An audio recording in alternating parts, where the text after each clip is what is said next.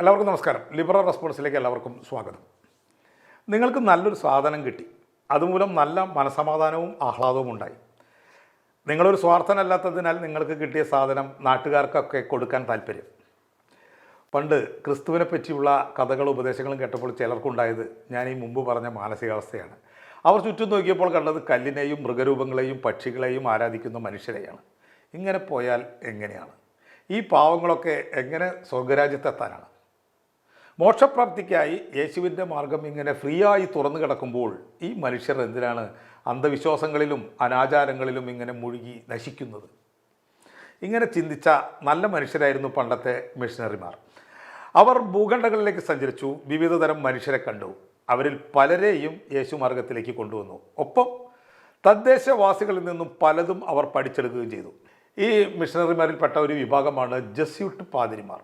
അവർ തെക്കേ അമേരിക്കയിലെ പെറു എന്ന സ്ഥലത്ത് പോയപ്പോൾ മലേറിയയ്ക്കുള്ള മരുന്നിനെ പറ്റിയ ഒരു മരം കണ്ടെത്തിയ കാര്യം ഞാൻ മുമ്പത്തെ ഒരു വീഡിയോയിൽ പറഞ്ഞിരുന്നു.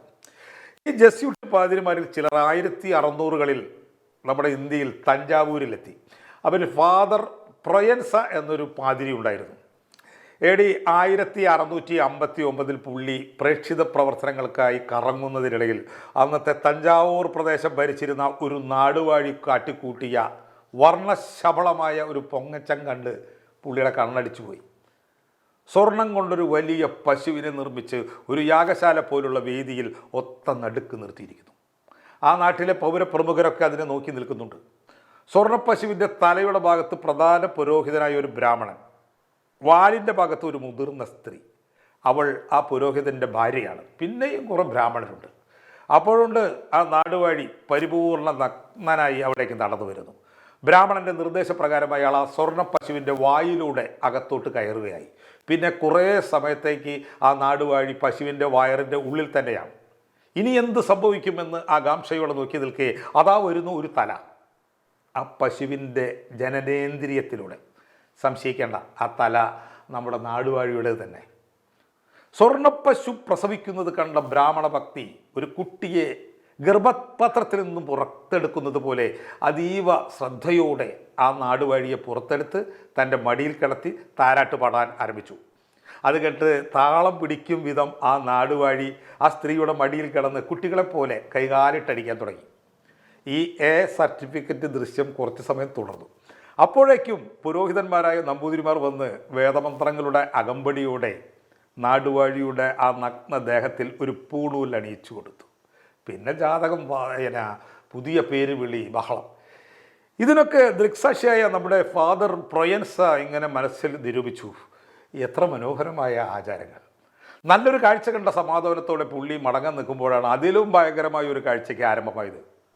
ബ്രാഹ്മണരും കൈവേലക്കാരും കൂടി അതാ ആ സ്വർണ്ണ പശുവിനെ പീസാക്കുന്നു. പശു സ്വർണ്ണ കഷ്ണങ്ങളായി മാറുന്ന അത്ഭുതരംഗം. എന്നിട്ട് ആ സ്വർണമെല്ലാം ബ്രാഹ്മണർ പങ്കിട്ടെടുക്കുന്നു. ഇതൊക്കെ കണ്ടാൽ ഒരു പാവം പാതിരിയുടെ കണ്ണടിച്ചു പോകാതിരിക്കുമോ? ഫാദർ പ്രൊയൻസ ഇക്കാര്യം കൃത്യമായി രേഖപ്പെടുത്തി വെച്ചതിനാൽ ഇന്നത് പ്രധാനപ്പെട്ട ഒരു ഡോക്യുമെൻ്റായി മാറി. എനിക്കത് പറയാനും പറ്റി. History of the Jesuit mission in Madura, south India in the 17th and 18th centuries. അദ്ദേഹം അന്ന് കണ്ട ചടങ്ങിൻ്റെ പേരാണ് ഹിരണ്യഗർഭം. ഹിരണ്യം എന്നാൽ പശു, ഗർഭം എന്നാൽ ഗർഭം തന്നെ.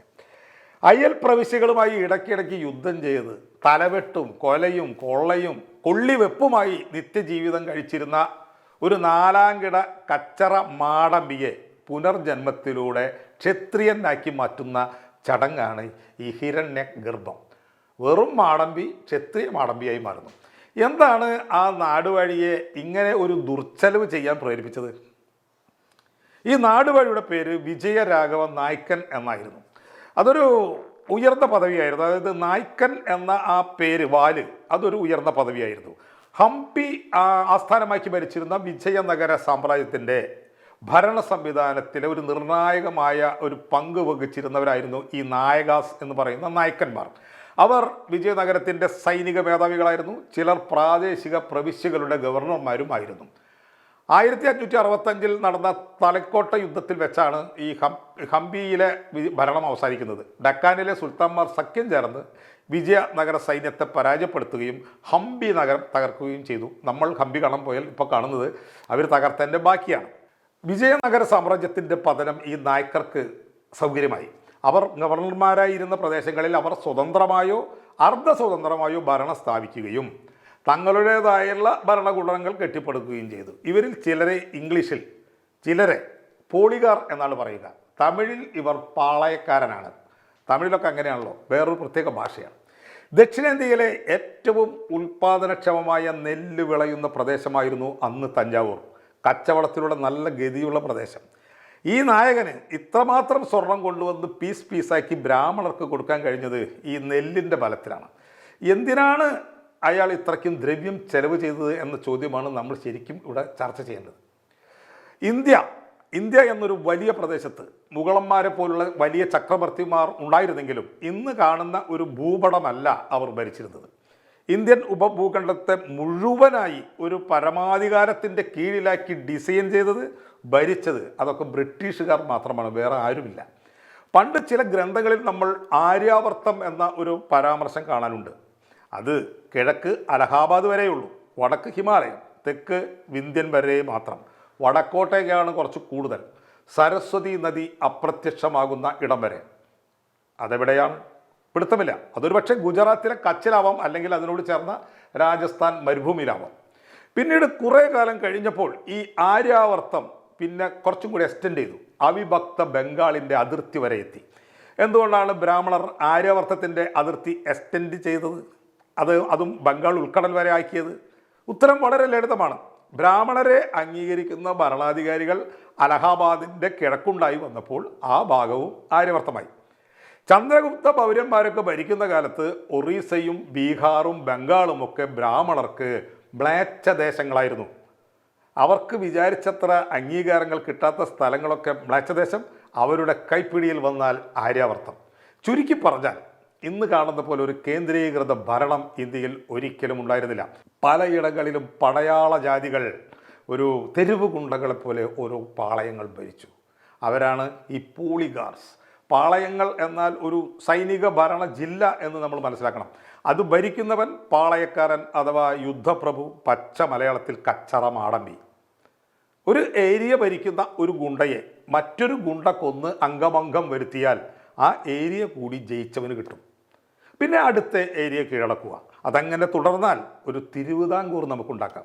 പിന്നെ അയാൾ അങ്ങനെ അത്രയും വലിയ ഒരു പ്രദേശത്തിൻ്റെ അധിപനായി മാറിക്കഴിഞ്ഞാൽ പിന്നെ ആൾ ഗുണ്ടയല്ല, യുദ്ധപ്രഭുവല്ല, രാജാവാണ്.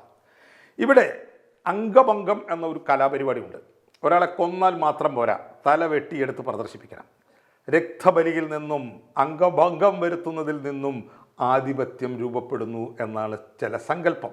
ഇത് ആര്യാവർത്തത്തിലെ ബ്രാഹ്മണരുടെ ബലിസങ്കല്പങ്ങൾക്ക് തുല്യമായി നമ്മുടെ നാട്ടിൽ ഉണ്ടായിരുന്ന ഒരു ആശയമാണ്. രക്തം ചീറ്റിക്കുന്ന യോദ്ധാക്കളിൽ നിന്നും രാജാക്കന്മാരങ്ങനെ ഉണ്ടായി വരികയായിരുന്നു. ഇവന്മാരുടെ അധികാരമോഹം, തന്നിഷ്ടം, ക്രൂരത, അത്യാഗ്രഹം എന്നിവയിൽ നിന്ന് വ്യക്തികൾക്ക്, അവരുടെ സ്വത്തുക്കൾക്കൊന്നും യാതൊരുവിധ സുരക്ഷിതത്വവും ഉണ്ടായിരുന്നില്ല. ജനങ്ങൾക്ക് ഇവരെ ഭയമായിരുന്നു. തനി തലവെട്ടുകാർ എന്ന ഇമേജായിരുന്നു അവർക്ക്. അത് ഈ യുദ്ധപ്രഭുക്കൾക്കും അറിയാമായിരുന്നു. ഏത് തുക്കടാച്ചി ഭരണത്തിനും സമ്മതി ആവശ്യമുണ്ട്, ജനങ്ങളുടെ ഒരു സമ്മതി ആവശ്യമുണ്ട്. പക്ഷെ അതുണ്ടാക്കാൻ നമ്മൾ വിചാരിക്കുന്ന പോലെ ബുദ്ധിമുട്ടൊന്നുമില്ല, വളരെ എളുപ്പമാണ്. ജനങ്ങളെല്ലാം അന്ധവിശ്വാസികളായിരുന്നു. അതായത് അവർ വിശ്വസിച്ചിരുന്ന കഥകൾ ഇന്നത്തെ കഥകൾ വെച്ച് താരതമ്യം ചെയ്യുമ്പോൾ തനി കൂതറ കഥകളായിരുന്നു എന്ന് മാത്രമേ അന്ധവിശ്വാസികൾ എന്ന വാക്കിനർത്ഥമുള്ളൂ. നിങ്ങളെയൊക്കെ ഭരിക്കാൻ ദൈവങ്ങളുടെ അംഗീകാരം ഞങ്ങൾക്കുണ്ട് എന്നവർ വിശ്വസിപ്പിക്കാൻ ഈ രാജാക്കന്മാർ ആ കൂതറ കഥകളെയും അതിൻ്റെ വക്താക്കളായ പുരോഹിതർ എന്ന വംശത്തെയുമാണ് ഉപയോഗപ്പെടുത്തിയത്. ഒരു സാധാരണ രക്തം ചീറ്റിക്കുന്ന യോദ്ധാവിനെ ദൈവത്താൽ നിയോഗിക്കപ്പെട്ട ഒരു രാജാവാക്കി മാറ്റുക, അതിനാണ് ബ്രാഹ്മണരുടെ സാന്നിധ്യം അനിവാര്യമായി വന്നത്. ബ്രാഹ്മണൻ നിർവഹിക്കുന്ന ആചാരങ്ങളിലൂടെ മാത്രമേ ഭരണാധികാരിക്ക് അത്തരമൊരു പരിവർത്തനം സാധ്യമായിരുന്നുള്ളൂ. തഞ്ചാവൂരിലെ നായ്ക്കൻ സ്വർണത്തിൽ പശുവിനെ ഉണ്ടാക്കി അതിൻ്റെ വയറ്റിലൂടെ കയറി പുറത്തു വന്നതോടെ അയാൾ പുതിയ ഒരു ജന്മമായി മാറിയെന്ന് ബ്രാഹ്മണർ പ്രചരിപ്പിച്ചു. പൂണൂൽ ധരിപ്പിച്ചതോടെ ഒരു ഉന്നത ജാതിയുമായി. ഈ ജാതി ഏതാണ്? ക്ഷത്രിയൻ. തീർച്ചയായും ക്ഷത്രിയൻ. ഇന്ത്യയിലെ ദൈവങ്ങൾക്ക് ഇഷ്ടപ്പെട്ട വർണ്ണം. ഭക്തരോട് ജാതി ചോദിച്ച് കന്നന്തിരിവ് കാണിക്കുന്നതിൽ ഒരു മടിയും കാണിച്ചിട്ടില്ലാത്തവരായിരുന്നു ഇന്ത്യയിലെ അന്നത്തെ ഊച്ചാളി ദൈവങ്ങൾ. ഇവിടെ ഒരു ചോദ്യമുണ്ട്. ബ്രാഹ്മണർ ഒരാളെ പിടിച്ച് ഗർഭത്തിൽ കിടത്തി ക്ഷത്രിയനാക്കി എന്ന് പറഞ്ഞാൽ അങ്ങനെ ആകുമോ? ഇനി ആക്കിയെന്ന് വയ്ക്കുക, പൊതുജനങ്ങൾ എന്തിനത് അംഗീകരിക്കണം? ഇവിടെയാണ് കഥകളുടെ പ്രസക്തി. ബ്രാഹ്മണൻ ദക്ഷിണേന്ത്യയിൽ എത്തുന്നതിന് മുമ്പ് തന്നെ ബ്രാഹ്മണൻ്റെ മഹത്വം ഉദ്ഘോഷിക്കുന്ന കഥകൾ ഇവിടെ പൈലറ്റായി പ്രചരിച്ചിട്ടുണ്ടായിരുന്നു. പുരാണങ്ങൾ, രാമായണം, മഹാഭാരതം, ഈ സോഫ്റ്റ്വെയറുകൾ മാരക വൈറസുകൾ പോലെ മനുഷ്യ ഹൃദയങ്ങളെ കീഴ്പ്പെടുത്തിയിരുന്നു. ആദ്യം സമൂഹത്തിൻ്റെ മുകൾത്തട്ടിലും പിന്നെ നിർബാധം കീഴ്ത്തട്ടിലും എത്തി. ഒരു പർവ്വതത്തിൽ പെയ്യുന്ന മഴ ഒലിച്ചിറങ്ങി സമതലങ്ങളിൽ എങ്ങനെയാണോ പരക്കുന്നത് അതുപോലെ. അതുകൊണ്ടാണ് പിന്നീട് ബ്രാഹ്മണൻ വന്നപ്പോൾ അവർക്ക് പണി എളുപ്പമായത്. ഇന്ത്യയിൽ നാടുവാഴികളെന്നും രാജാക്കന്മാർ എന്നും വിളിക്കപ്പെട്ടിരുന്ന തനി ഗുണ്ടകൾ തഞ്ചാവൂരിലെ നായ്ക്കൻ്റെ പാത പിന്തുടർന്ന് ബ്രാഹ്മണരുടെ മടിശീലയ്ക്ക് കരം കൂട്ടി. ഇതൊക്കെ കണ്ട് നമ്മുടെ ജസ്യൂട്ട് പാതിരി ഇവിടെ കണ്ണടിച്ചു പോയത് AD 1659 അതിനുശേഷം ഏകദേശം 90 വർഷം കഴിഞ്ഞപ്പോഴാണ് തിരുവിതാംകൂറിലെ ഒരു യുദ്ധപ്രഭുവിന് ഈ പണി ചെയ്യാൻ തോന്നിയത്. ഇയാളുടെ പേര് മാർത്താണ്ഡൻ എന്നായിരുന്നു. പുള്ളിക്ക് ആദ്യം വേണാട് എന്ന ഒരു ചെറിയ ഏരിയയാണ് ഗുണ്ടാപിരിവ് നടത്താനുണ്ടായിരുന്നത്. അവിടെ കുരുമുളകിൻ്റെയും മലഞ്ചരക്കുകളുടെയും കുത്തക ഇയാൾക്കായിരുന്നു. അതൊരു പ്രധാന വരുമാനമായിരുന്നു. ചെറുപ്പകാലം മുതൽ പ്രബലരായ 8 വീട്ടിൽ പിള്ളമാരോടും മാടമ്പിമാരോടും പോരാടി അവരെ ജയിച്ചതിന് ശേഷം തൊട്ടടുത്ത പ്രദേശങ്ങളിലെ മറ്റു ഗുണ്ടകളെ ഒതുക്കി ഇയാൾ വേണാടിനെ വിസ്തൃതമായ തിരുവിതാംകൂർ എന്ന ഒരു സാമ്രാജ്യമാക്കി മാറ്റി. താൻ കീഴടക്കിയ പ്രദേശങ്ങളിലെ പ്രമാണിമാർക്ക് ഓരോ പദവികൾ വിറ്റും അയാൾ ധനം സമ്പാദിച്ചു. പണം, രാജ്യം ഇഷ്ടം പോലുണ്ട്, പക്ഷേ ജനങ്ങൾക്ക് മുന്നിൽ ഒരു വിലയില്ല.